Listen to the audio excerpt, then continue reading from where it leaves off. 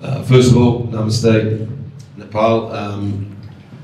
Yeah, as Paris said, I've had a journey. I spent a long time on the subcontinent prior to coming to Nepal. So I've got an affiliation with the subcontinent. I really enjoy the people, I really enjoy the culture. I really enjoy the passion for the game of cricket that particularly Nepal fans show towards the players. I know it's not going to be an easy job, but it's going to be rewarding because there is some high talent here, and if we can mould the team the way that we can set up structures both in the team and below the team to create a conveyor belt of talent to come through to represent Nepal at the highest order. So we've spoken at length with Chetri, our chairman of selectors, about what type of players we need to focus on. And we both said we're going to give our 100% best to create a team, but also a squad of depth to promote Nepal cricket for years to come. Thank you.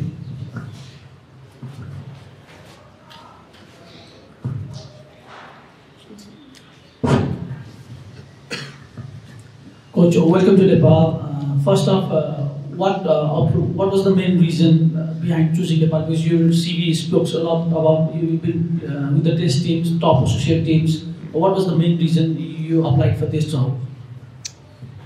To be honest, yeah, you work in the big test teams, but I prefer development, and this is a real development opportunity.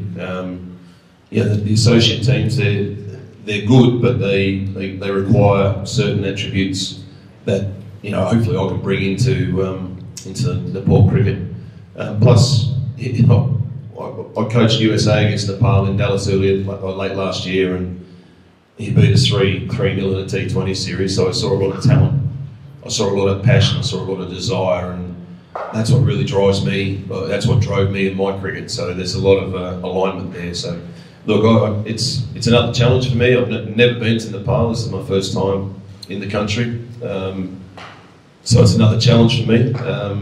If you're not challenged, you're not getting better yourself. And cricket's a game you never stop learning. You can always be better. So they're the main reasons why I'm here. You've seen Nepalese cricket up close, having played against Nepal, as you mentioned. Before you went to USA in similar state. They were relegated from the League 2, then they brought back their ODI status, they played the World Cup, and World Cup is fantastic for you. Do you think you can carve similar ground with the Nepalese team, because we at the moment are languishing in the League 2 table? Talent-wise, there's no reason why that can't happen. The amount of talent here in Nepal cricket, we've got 53 boys on show for the next couple of days here. Out of that, you're going to build a pretty strong squad, not only of senior players but also junior players and the next generation as well. So, look, I don't see that there's any dissimilarities to what happened in USA. My method is slightly different to other coaches. I'm a bit more relaxed. I don't like whiteboards. I don't like too much structure. I like players start thinking for themselves, and when they get out onto the ground, the coach's job's done.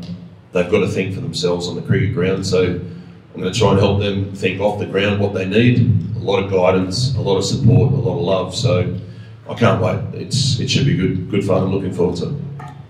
As you mentioned, there are 53 boys starting up the core camp. This is the first time this amount of players have been called into the camp. So when you assess the players, will you look into these 6 matches, or the history counts as well? How do you approach to start? Yeah, look, you could have net sessions. I don't find you find too much in net sessions. You need the players to play, see them in match situations to really get an idea of not only their talent on the cricket field, but their mental attitude, their game awareness, etc. And that's what wins you games of cricket. The team the squad won't be selected on these games only. What players have done in the past certainly will count. But what this will do will give us an idea of if players are not performing in future, well, there's players that can come in and take over that role. So that's the main reason. I'd rather see them playing cricket than practicing cricket. Welcome, coach. Do you set any target for yourself during your tenure? I'll be guided by the gentleman sitting by the side of me. But look, I don't like losing. I'm a bad loser. Target, obviously, we've got World Cup qualifiers coming up towards the end of the year. And to me, that's a big one. To play in a World Cup is pretty special. To be involved in a World Cup as a coach is very special as well. And look, I want players here to understand that it should be their dream and their goal to go out and represent not only themselves, not only Nepal, but also their family and friends. And to do that at a World Cup is pretty special. So that's the number one goal, to try and create a system where we can promote Nepal up into the T20, into the World Cup foray.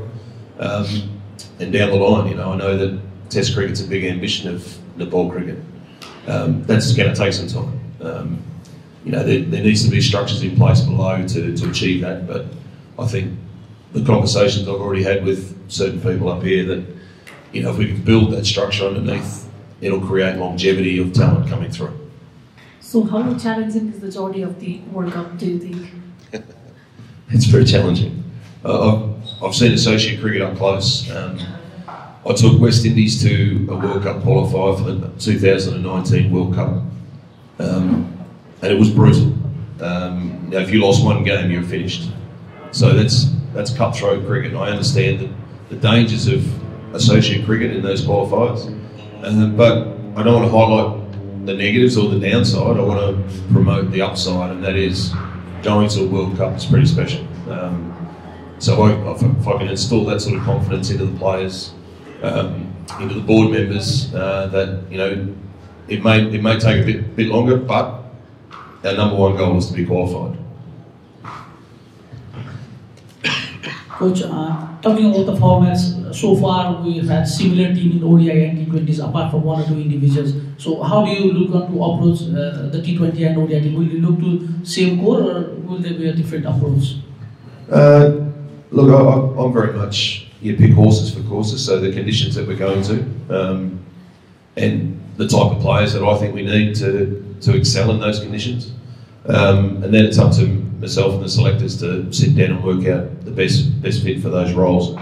I'm sure that a lot of the senior players that are there now will feature, I'm sure they will.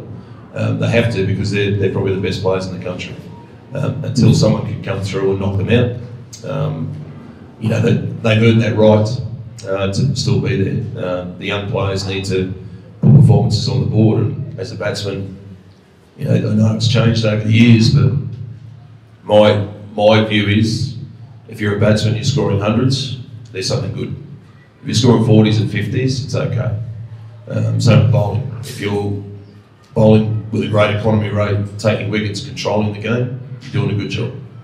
If you're just bowling and just going okay, maybe there's something we need to change. But until that time, we'll sit down and we'll work it out. We'll have a plan to rotate players in, rotate players out throughout the year, and the best players we hopefully will be putting on the cricket field every time.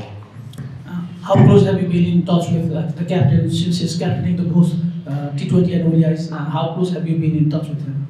I've spoken to him a few times via text, but I don't like doing that. I'd rather speak face to face. So it was nice to see Rowan this morning.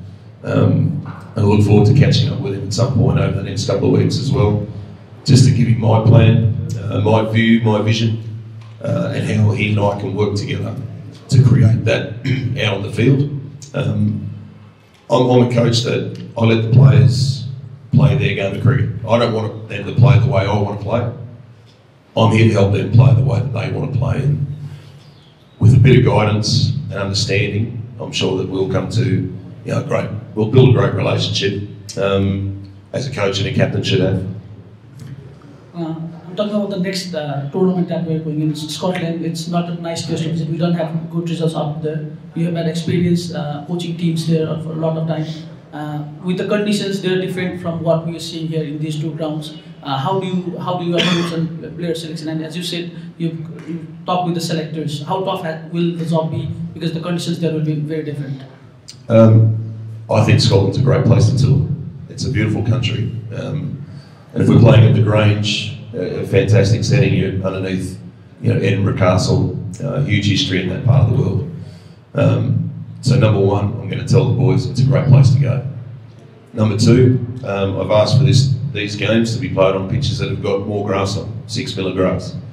We go to Scotland, there'll be 8 to 10 mil of grass on the pitch. So I just want the players to get used to seeing a grassy pitch and understand that it doesn't hold the demons that you all think. Yeah, there will be a little bit more in it for the fast bowler, but that's what we're going to encounter. So I want us to practice or play in these conditions before we get to the UK, so it becomes more familiar, and then we can work out a game plan. But spin may not be as effective over there. It will still play a part. We may need to unearth some, raw, quick bowls, and I'm sure there's plenty that will be on show here this week. So I'm looking forward to seeing that. Batsmen, we just need to understand that grass is your friend. Ball comes onto the bat, ball comes to the bat. It's easy to hit boundaries. So just got to change the mindset, change the thinking around playing in those conditions. Coach, historically Nepal has relied on spin, but in the last few years the TU ground has been flat and has been helping the batting team, which helped us to get the magical run in the League 2 as well. So talking about the home conditions, how would you like to be, or would you leave everything to the curator? Talking about the home advantage, how do you oppose that? Well, you've got to use your home advantage. It'll be depending on the opposition, but you've got to use your home advantage when you're here. I would still like to practice on pitches that have grass on. So then when we go overseas, because we've got a few tours overseas coming up, there won't be unfamiliar territory. But when we're at home, we do what Nepal does, and now we're going to play our best cricket. So, Coach, what's your plan for ODI and T20 team? Is there any different plan for the T20 or ODI team? There'll be subtle changes in mindset, planning-wise, but it'll be role-specific.